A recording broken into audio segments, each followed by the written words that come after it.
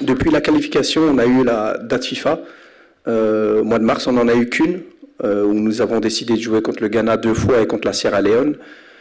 On savait qu'on allait avoir des difficultés à faire la sélection, donc ce qu'on a décidé de faire, c'est de prendre que les joueurs qui étaient sélectionnables pour la CAN. Donc il y a déjà des clubs qui nous avaient dit, je prends comme exemple Yassine qui joue à Dunkerque et qui fait une très belle saison. On nous a dit dès le départ, non, c'est pas possible, il ne pourra pas participer à la CAN, donc lui, il n'a pas été sélectionné à la date FIFA. On a décidé de prendre un noyau très large, plus de 30 joueurs, pour justement et pouvoir préparer le maximum de joueurs. On savait que certains joueurs allaient avoir des difficultés à les avoir. Je pense à Ali Mamar d'Anderlecht qui joue régulièrement avec les pros, Faisal Meziani qui joue régulièrement avec les pros. Donc tout ça c'était prévu, mais on a quand même essayé.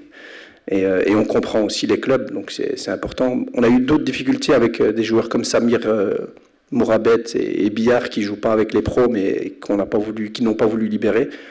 Et puis il y a des joueurs blessés comme Anasta Jawar, Mouta Septaoui, Rachad Fetal d'Almeria et Amoni de Khéron.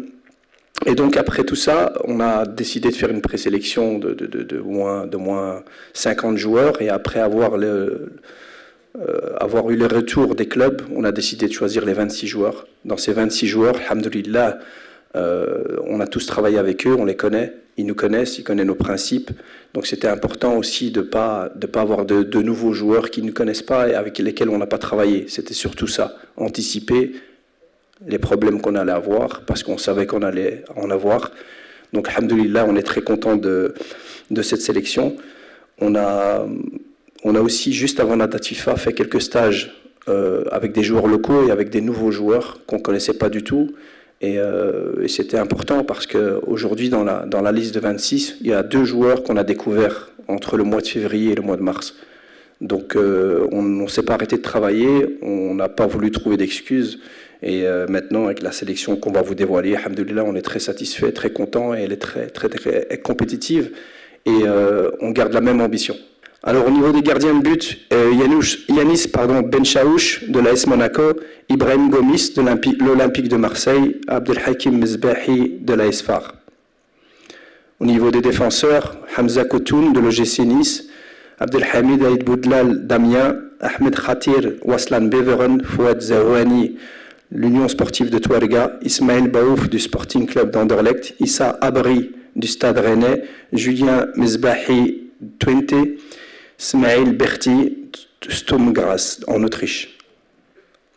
Au niveau des milieux de terrain, Ismaël Awad du RC Lens, Amin Boukamir de Charleroi, Anas El Mekawi de l'Fatah Sportive Arbati, Naoufel Ananash du Paris Saint-Germain, Hussam Sadaq, l'Union Sportive Touarega, Reda Al-Alawi de l'Fatah Arbati, Saad El Haddad de Venise.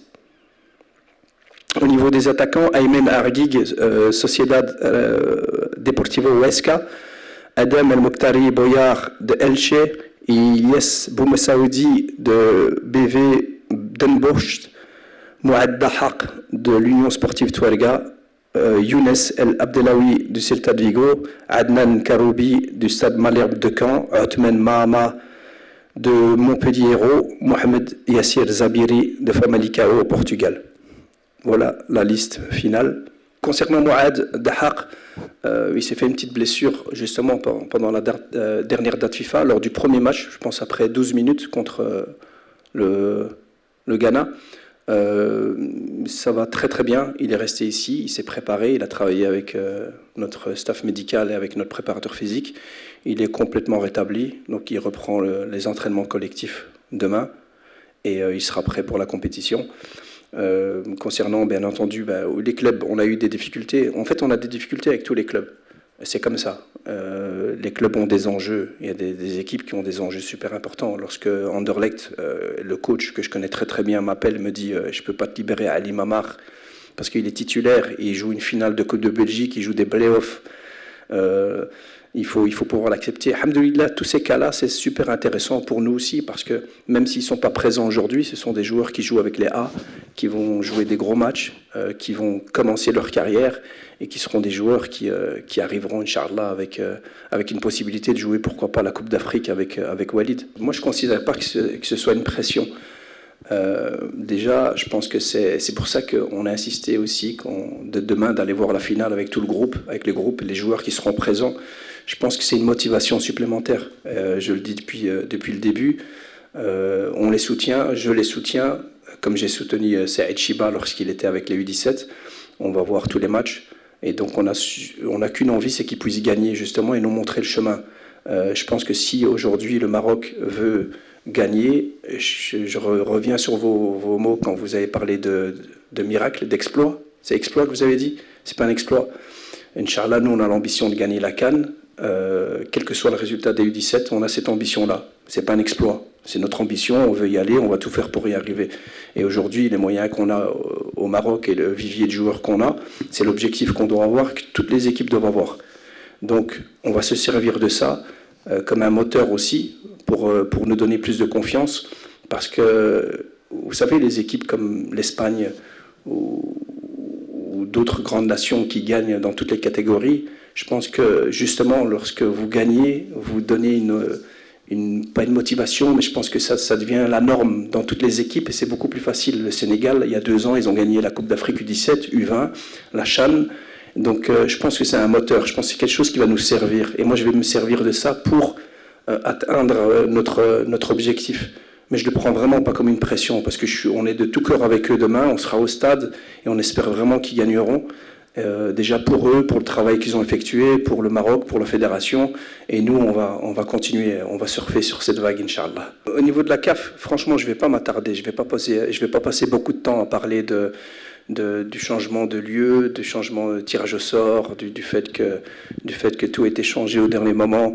Nous on a un principe, en tout cas en U20, dans le staff et au niveau des joueurs, c'est qu'on se focalise sur l'essentiel. L'essentiel d'Yalna, c'est l'équipe, les joueurs, le collectif, l'ambition d'aller gagner, contre qui on ne sait pas, où on s'en fiche, à quelle heure.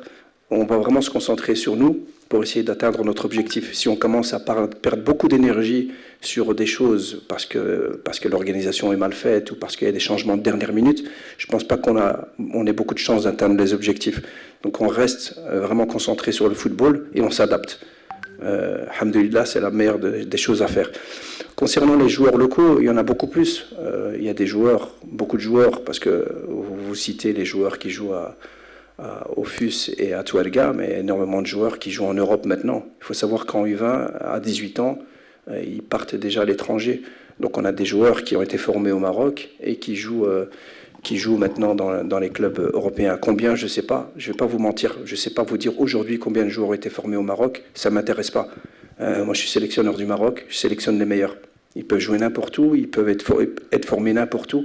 À partir du moment où ils ont le passeport marocain, ils ont les compétences et l'envie, je sélectionne. Je ne regarde jamais d'où ils viennent. Vraiment, en toute sincérité, je ne peux pas vous dire combien de joueurs du championnat local on a ou combien de joueurs qui ont été formés au Maroc. Donc bien sûr qu'aujourd'hui, on a quand même de très bons joueurs qui sont formés au Maroc. La problématique, c'est qu'ils viennent un peu tous du même club. Ça, c'est la question qu'on doit se poser. Pourquoi est-ce que les meilleurs joueurs, que ce soit en U17, que ce soit chez nous, ils viennent toujours du FUS, des phares, de l'Académie Mohamed VI, et maintenant, ça commence un petit peu chez les plus jeunes de Berkane. Donc là, c'est la question qu'il faut se poser, mais ce qui est rassurant, c'est tout ce qui a été mis en place maintenant depuis plus d'1 an, que ce soit les centres fédéraux, que ce soit les projets qui ont été faits avec l'OCP, et on voit que dans les clubs, ça travaille. Donc maintenant, il faut être patient, ça va être mieux, de mieux en mieux, et je suis assez confiant. Mais voilà, le nombre de joueurs, je ne m'y intéresse pas trop. Tout le monde me parle un petit peu de la Coupe du Monde. C'est vrai, c'est bizarre, on parle beaucoup de la Coupe du Monde. Moi, ce qui m'intéresse surtout, c'est d'aller en Coupe du Monde, mais en tant que champion d'Afrique. Vraiment, l'objectif vient de là, l'ambition qu'on a, c'est d'arriver à cette Coupe du Monde, mais en tant que champion d'Afrique. On ne va pas s'arrêter à dire on veut juste nous qualifier, et puis après, alhamdoulilah, on est content, c'est le service minimum. Non. Nous, on a cette ambition-là. Bien entendu, la Coupe du Monde, après, ce sera plus tard. Et on est obligé de se concentrer juste sur ce qu'on doit faire pour gagner la Coupe d'Afrique. Et pour ça, comme vous l'avez dit, il y a des équipes qui sont en face de nous et qui vont nous poser des problèmes.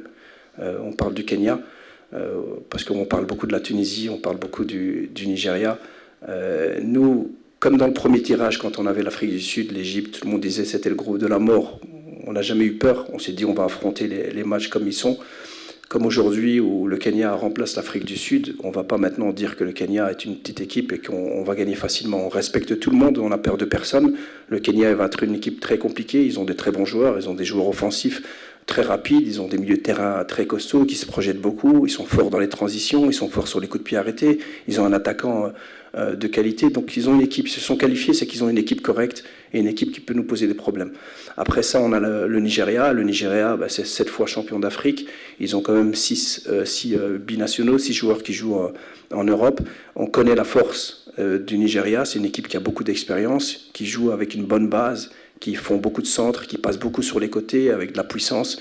Et la Tunisie, c'est une équipe qui, peut-être certains vont négliger parce qu'ils ont été repêchés au dernier moment, mais c'est une équipe qui pendant 2 ans était invaincue.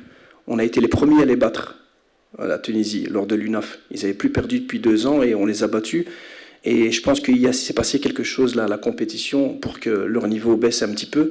Mais maintenant, ils sont revanchards, ils sont repêchés, donc ils vont venir avec une grosse motivation. Et croyez-moi, ils ont un bon groupe, ils ont des bons joueurs. C'est une équipe qui sait aussi être dominant, comme ils savent être très performants sur les transitions, très performants sur les coups de pied arrêtés. Donc il faudra compter sur tout le monde. Comme je l'ai dit tout à l'heure, que ce soit des très très bonnes équipes, très reconnues ou moins reconnues, nous, l'ambition, elle est la même. On va jouer nos matchs en pensant à nous, en étant les plus performants possibles, match après match, toujours avec la même ambition, Inch'Allah. Beaucoup de gens me posent la question sur le programme, et j'attends d'abord d'avoir le programme de la CAF. Si on n'a pas le programme de la CAF, c'est difficile d'avoir le programme de planifier. Donc maintenant, on rentre déjà en stage demain avec les joueurs disponibles. C'est aussi compliqué parce qu'apparemment il y a des matchs de Botola qui ont été mis la semaine prochaine. Donc voilà, négociation avec les clubs. Il faut savoir qu'il y a des joueurs qui jouent en pro, en Botola, dans des équipes qui ont de l'enjeu, comme Touerga, comme le FUS. Ils ont encore beaucoup d'enjeux, donc je comprends aussi les coachs. Ils ont envie de jouer avec ces joueurs-là. Mais nous, on doit se préparer, donc c'est un peu compliqué. Donc on va avoir des joueurs au compte-gouttes. On ne va pas avoir une préparation comme on voudrait l'avoir. On va avoir des joueurs qui arrivent demain, des joueurs qui arrivent dimanche, lundi, mardi. Je sais que mercredi, on va en Égypte. Inch'Allah. Et on aura une semaine sur place pour nous préparer pour le premier match qui sera le jeudi 1er mai. On compte faire un match amical aussi le week-end prochain, surtout pour donner du temps de jeu à ceux qui ont pu jouer depuis un petit temps. Ça, c'est important. On parlait de Dahaq tout à l'heure. Il y en a peut-être d'autres qui sont restés 10 jours ou 2 semaines sans jouer. Il faudrait qu'ils aient un peu de rythme. Et voilà, c'est tout ce qu'on sait pour l'instant, mais alhamdoulilah, on reste confiant, quoi qu'il arrive. كوش شكرا جزيلا نتمنى ان شاء الله حد موفق للمنتخب الوطني وشكرا للزملاء الصحفيين ونلتقي في مرة اخرى ان شاء الله بحول الله. قبل المغادرة لا تنسوا الاشتراك في قناة العمق المغربي وتفعيل الجرس ليصلكم كل جديد، ولا تنسوا مشاركة الفيديو والضغط على زر الإعجاب.